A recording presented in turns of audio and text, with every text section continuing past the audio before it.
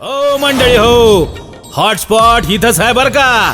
तर मग चला चॅनलला सबस्क्राईब करा आणि घंटी नक्की वाजवा. काही गोष्टी कीर्तनाच्या निमित्तानं का होईना या समाजासमोर मांडणं खूप काळाची गरज निर्माण झाली. आपण अनेक सप्ताहांमध्ये फिरतो महाराज, पण प्रत्येक सप्ताहांमध्ये असे अनुभव येतात की जर महिला कीर्तनकार असेल तर एकतर मानधन खूप असतं. इतकं मानधन घेऊन सुद्धा काही काही महिलांचा केवळ कीर्तनामध्ये पावलांच्या नावाखाली नाच करणं, किंचाळून लोकांना ओरडून बोलणं, काही कसलीच गरज नसते. एकदम शांत संयमानं आणि लोकांना समजेल असा फक्त अभंगाचा काय तो 1 तास फार फार तर कीर्तनकाराच्या हातात असतो.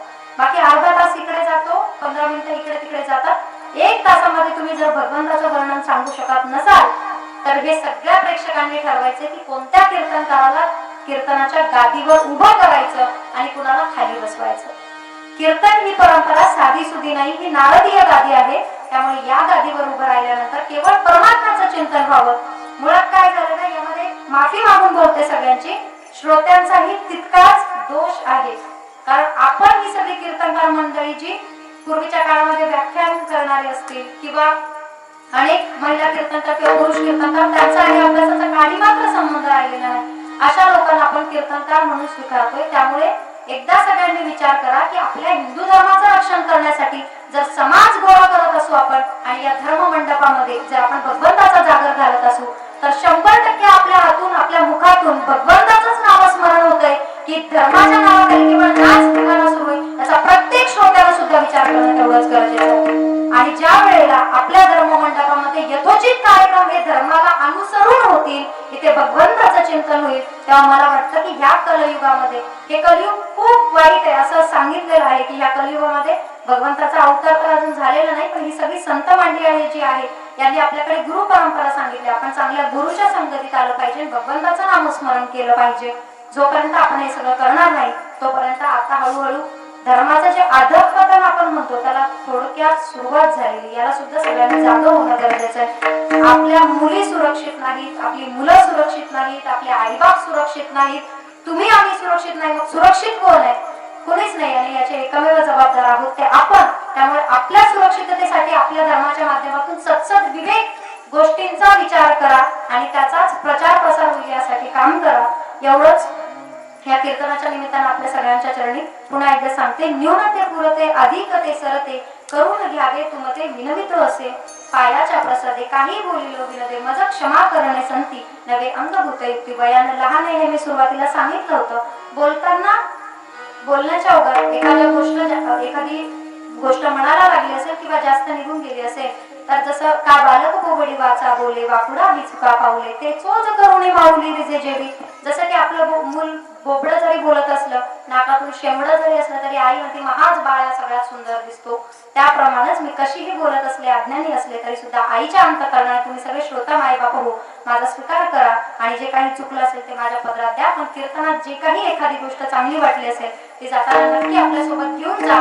पुढच्या येणाऱ्या पिढीला आदर्श संस्कार करा जेणेकरून पुढच्या पिढीला या सगळ्या समस्यांमधून जावं लागणार नाही. आता शेवटची चाल आणि पुढचं काय ते नियोजन होईल, भजन होईल, तोपर्यंत कुणी उठायचं नाही.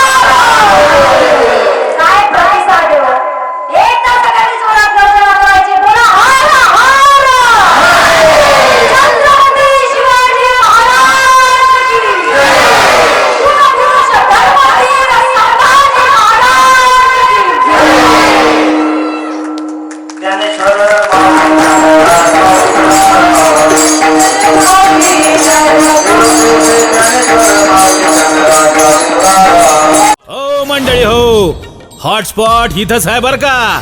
तर मग चला चॅनलला सबस्क्राईब करा आणि घंटी नक्की वाजवा.